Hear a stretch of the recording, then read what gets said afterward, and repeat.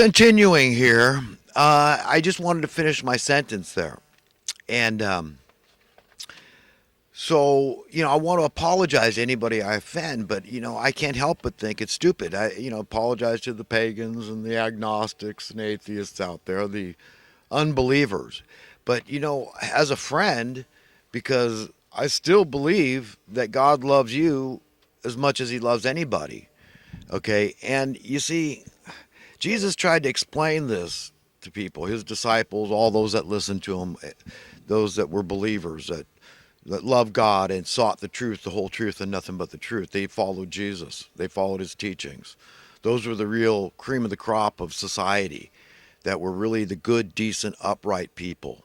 Okay, and some people will label them religious, but no, I mean, you could say, well, they had a degree of humility and piety and the goodwill toward men, the desire for a pure heart, to understand stuff, to sort stuff out, right?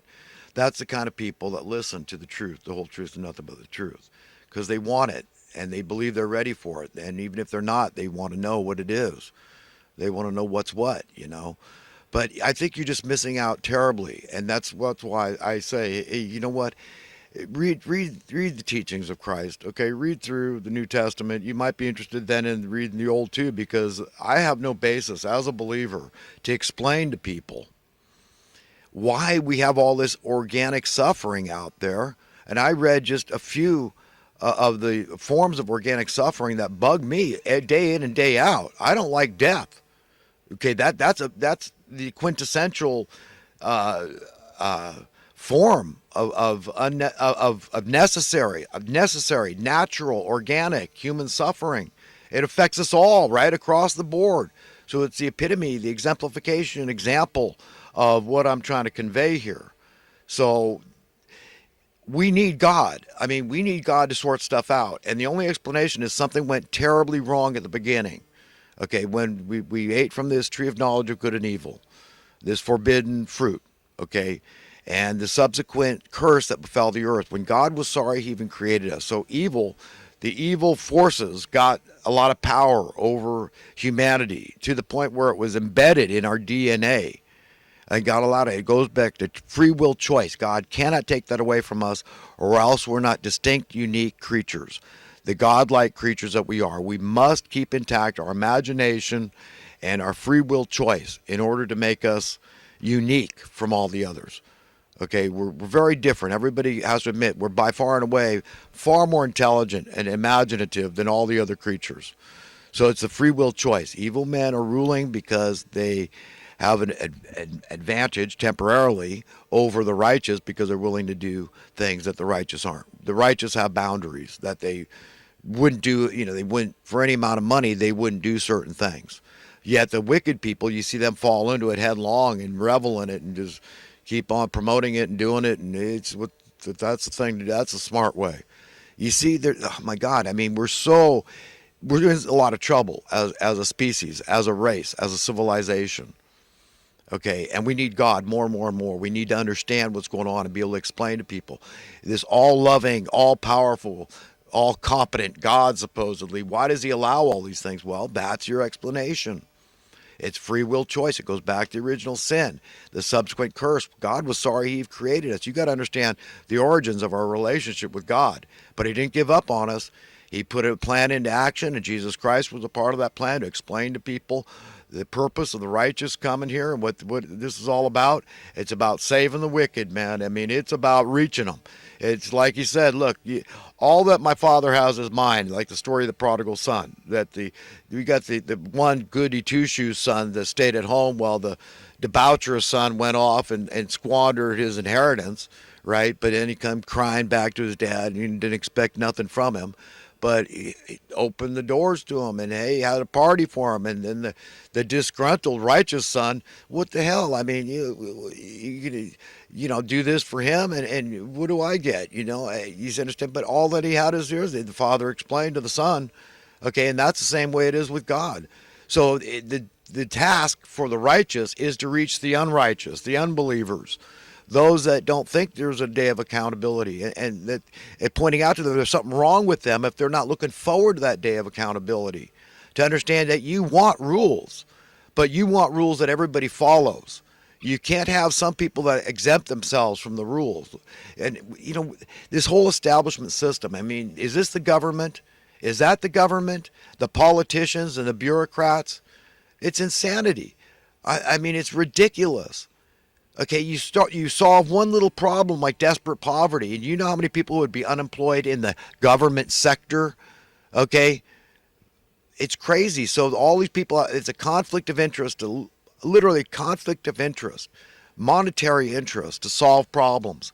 I mean, if that's not sick and twisted and maddening to the righteous, to believers, they say, oh my God, that's such a flagrant breach of justice in the land, and it's flourishing, and it looks like it's going to win and dominate forever. And what the hell does that mean? How bad does it have to get?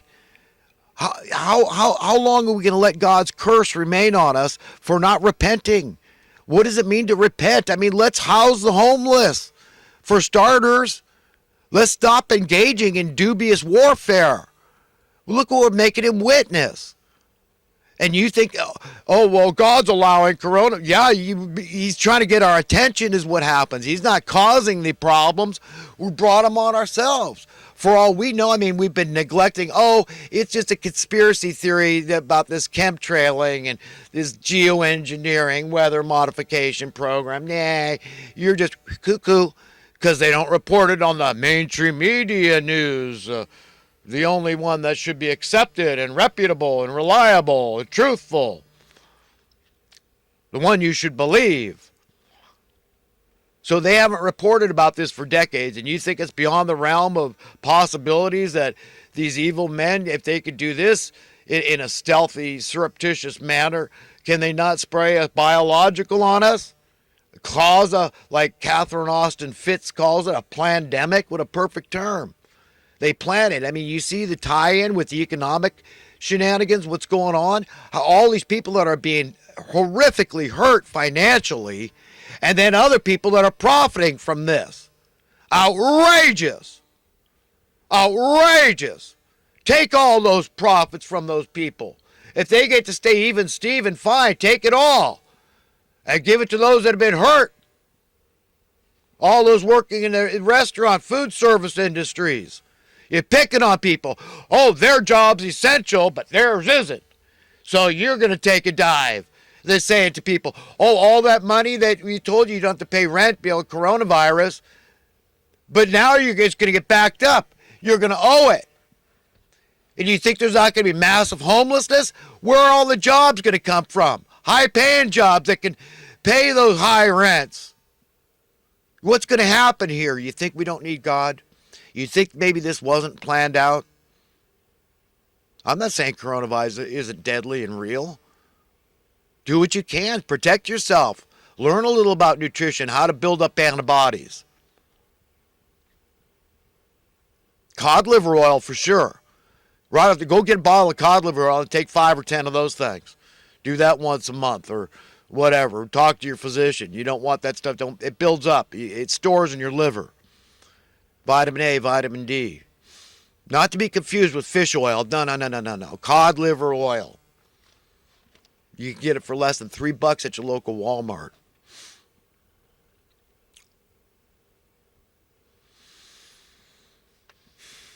Drink lots of water. Keep it near you so it reminds you, hey, you know what? When it's cold and I'm thinking I'm not thirsty. Well, drink anyhow. Whenever you think. You get a dry mouth or just drink. Drink plenty. Even if it's just a sip or two, but always have water around. Water is probably the most important thing to keeping us, you want to purify all the time because we all take in a lot of toxins, food, air, whatever. It just comes. We're living in bodies of death anyhow. It's a mortal body. We all know we're going to die from a very early age. So, I mean, we should be used to the idea that this is what happens. You get old, you get decrepit, you die. It's the way it is. If you're lucky enough to get old and die, not die young, right? Die, okay, which means sleep, according to Christ. So it's so important to know the teaching of Christ, to be able to sort all this madness out, to really know truth from fiction. You got to really want it. You understand? You got to have that thirst, that drive.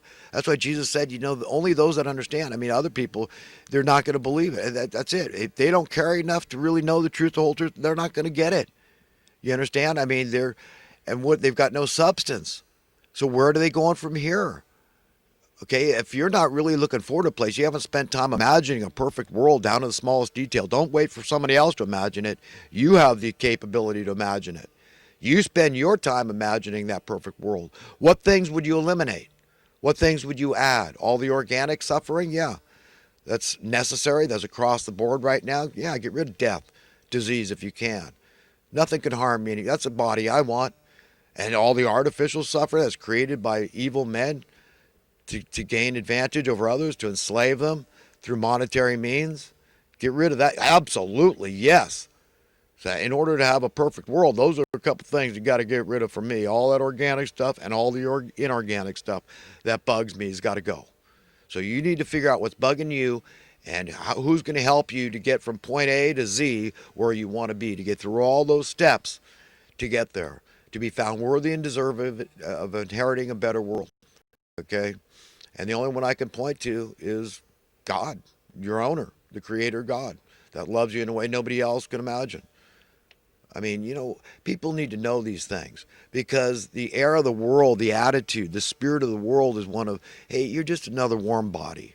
Do the earth a favor. Get rid of your carbon footprint. Save the earth and die, basically. Yeah, we're trying, the evildoers, the message is we're impoverishing people on purpose.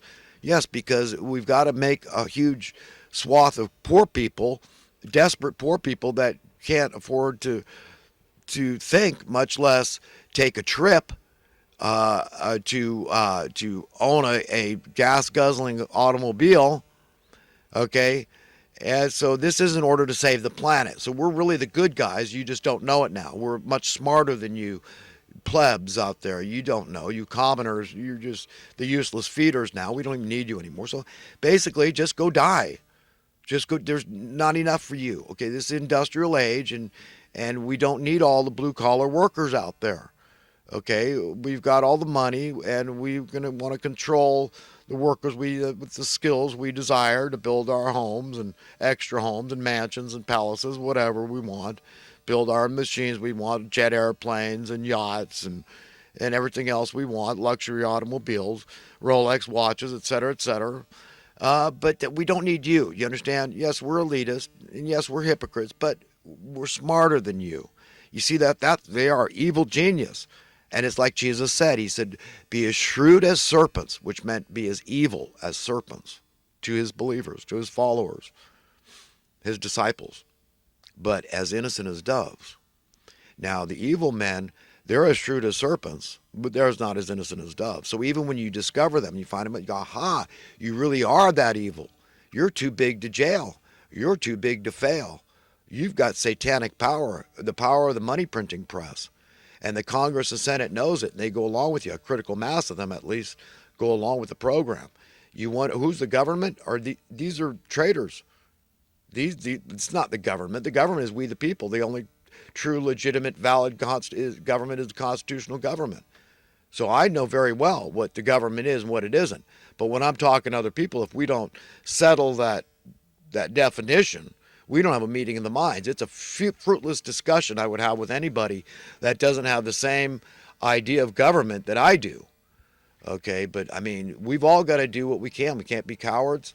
We've got to be like JFK's out there, be willing to get our brains blown out for the cause, because these people are relentless. They're not going to back down until they're absolutely forced to back down.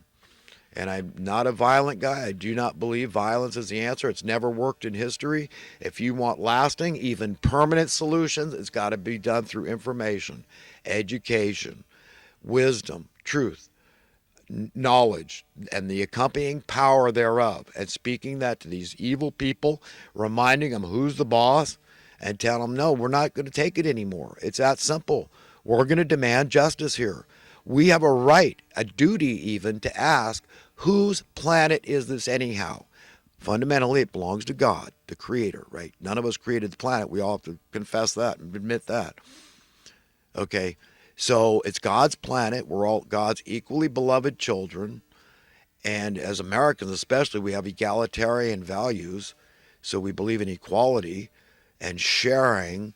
So put two and two together. You see what I'm alluding to? Yes, at birth, you should have your cut in the earth natural resources. When you die, okay, it has to be left behind. So all your shares are still there, and they just grow and build. We discover more and more gold, more and more oil reserves. There's all this timber. We've got millions of acres are burning up in California, all that valuable lumber that you pay a premium for at the hardware store, lumber yard. That belongs